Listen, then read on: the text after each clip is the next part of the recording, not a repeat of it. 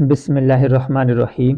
آج کا ہمارا سوال ہے کہ نبی علیہ الصلاۃ والسلام حضرت آدم علیہ الصلاۃ والسلام کے کتنے عرصہ بعد پیدا ہوئے، اور حضرت آدم علیہ الصلاۃ والسلام کی پیدائش اور ان کے متعلق چند سوال ہیں۔ تو یہ استفادہ تفسیر روح البیان، تفسیر نعیمی اور تفسیر صحاوی جیسی تفسیروں سے بھی استفادہ کیا گیا ہے۔ آدم علیہ السلام کی تخلیق اللہ تبارک و تعالیٰ نے فرمایا، میں نے زمین و آسمان کو 6 دن میں پیدا فرمایا۔ اب ان 6 دنوں میں اگر اللہ تبارک و تعالیٰ نے آدم علیہ السلام کو پیدا فرمایا ہوتا تو ضرور ان کا نام ذکر کیا جاتا، کیونکہ اشرف المخلوقات آدم علیہ السلام ہیں۔ اگر زمین و آسمان کے اندر ان 6 دنوں کے اندر اگر آدم علیہ السلام کو بھی پیدا فرمایا ہوتا تو ضرور ذکر فرماتے۔ ان 6 دنوں کے بعد جو جمعہ ہے، تو جمعے کے دن اللہ تبارک و تعالیٰ نے کسی چیز کی تخلیقی اور تکوینی کام نہیں کیا، بلکہ جمعے کے دن اللہ تبارک و تعالیٰ خود استوا علی العرش ہوئے، یعنی اللہ تبارک و تعالیٰ خود عرش پر قائم ہوئے۔ اب آدم علیہ السلام کو کب پیدا فرمایا؟ تو ان جو 6 دن ہیں یا وہ جمعہ ہے، اس کے بعد کئی عرصہ بعد، لاکھوں سال، ہزاروں سال، غیر معین مدت کے بعد اللہ تبارک و تعالیٰ نے آدم علیہ السلام کی تخلیق جمعے کو مکمل فرمائی، یا جمعے کے دن اس میں روح ڈالی۔ ورنہ جمعے کے دن اس طرح تخلیق نہیں ہوئی کہ کن فرمایا اور جمعے کو آدم علیہ السلام تیار ہو گئے، ایسا نہیں ہوا، بلکہ جمعے کے دن ان کی تخلیق مکمل کی گئی۔ سب سے پہلے وہ فرشتوں سے جو مشورہ ہوا، وہ ایک مشہور قصہ ہے، مشہور بیان ہے، اس کے متعلق کتابیں بری پڑی ہوئی ہیں۔ اور اللہ تبارک و تعالیٰ نے حضرت جبرائیل، میکائیل، اسرافیل علیہ السلام کو زمین کی طرف بھیجا کہ جاؤ مختلف زمین سے 60 قسم کی مٹی اٹھا کے لے آؤ۔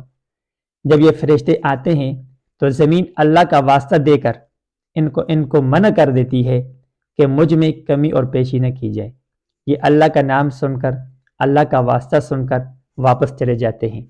تو اللہ تبارک و تعالیٰ حضرت اسرائیل علیہ السلام کو بھیجتے ہیں، اور اسرائیل علیہ السلام جب آ کے مٹی اٹھاتے ہیں تو زمین پوچھتی ہے اس مٹی سے کیا کرو گے؟ تو وہ بتاتے ہیں کہ اللہ تبارک و تعالیٰ ایک انسان کی پیدائش فرمائے گا۔ تو زمین کہتی ہے پھر وہ انسان کیا کرے گا؟ تو جواب ملتا ہے نیک ہوں گے تو جنت میں جائیں گے، اگر بدکار ہوں گے، فاسق ہوں گے تو جہنم میں جائیں گے۔ تو زمین نے کہا مجھ سے پیدا ہونے والی مخلوق جہنم میں بھی جائے گی، تو اس پہ زمین رونا شروع کرتی ہے، اور آج بھی اس کا جو رونے کا انداز ہے، اس کے جو آنسو ہیں ندی، نالوں اور چشموں کی صورت میں ہمیں نظر آ رہے ہیں۔ یہ اس انسان پہ رو رہی ہے کہ جو اس مٹی سے بن کے جہنم میں جا رہا ہے۔ پھر مٹی نے کہا جو مجھ سے آپ مٹی لے جا رہے ہو، یہ جب مجھ سے الگ ہو جائے گی تو یہ خراب ہو جائے گی۔ تو فرشتے نے جواب دیا اللہ تبارک و تعالیٰ کے حکم سے کہ جب یہ واپس آپ کے پاس آئے گا تو آپ سے پہلے سے زیادہ خوشبودار ہو کر آئے گا۔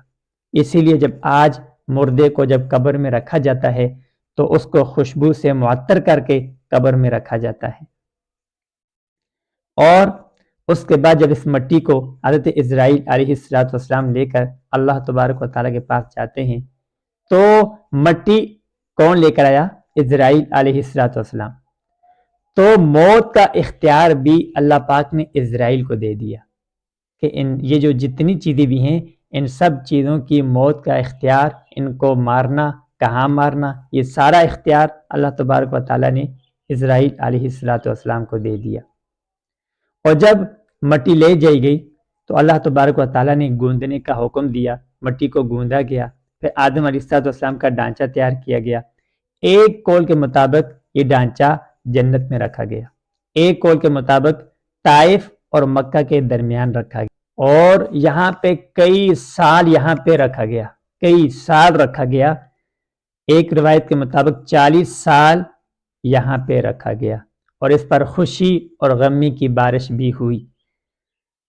تو جب روح کو اللہ تبارک و تعالیٰ نے حکم دیا کہ اس جسم میں داخل ہو جا تو گھبرا گئی، ڈر گئی۔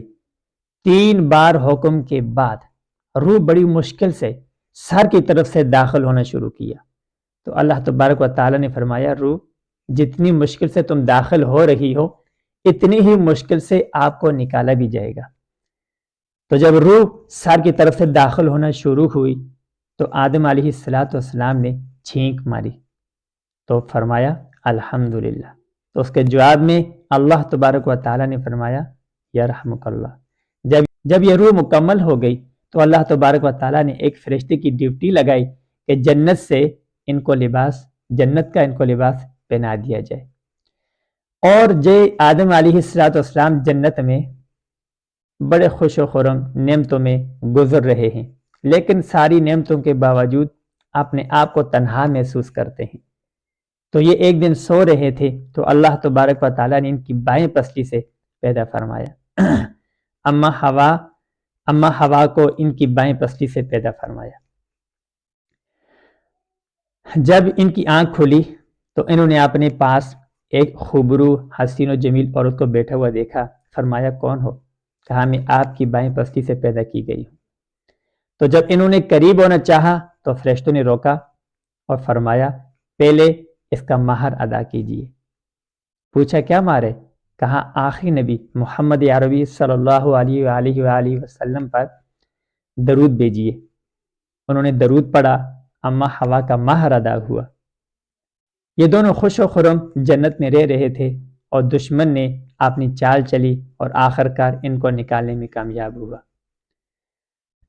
آدم علیہ السلام دنیا میں ابو البشر، ان کی بیوی کا نام ہے ہوا، اور انہوں نے ایک قول کے مطابق 960 سال زندگی پائی، ایک قول کے مطابق 950 سال زندگی پائی، اور یہ پہلے نبی ہیں دنیا میں، یہ پہلے نبی ہیں انسانوں میں، اور پہلے رسول حضرت نوح علیہ السلام ہیں۔ اور جنت میں کسی انسان کی کنیت نہیں ہوگی، سب کو زید، خالد، محمد کہا جائے گا، کسی کو ابو خالد، ابو زید یہ نہیں کہا جائے گا، سوائے آدم علیہ السلام کے کہ ان کو جنت میں ابو محمد کہا جائے گا، ان کی کنیت ہوگی ابو محمد۔ آدم علیہ السلام نے زندگی پائی 960 سال، تو اس کے بعد نبی علیہ السلام دنیا میں تشریف لاتے ہیں، ایک قول کے مطابق 6155 سال کے بعد۔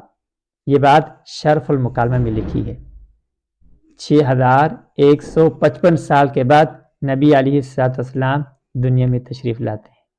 اللہ تبارک و تعالی عمل کرنے کی توفیق نصیب فرمائے۔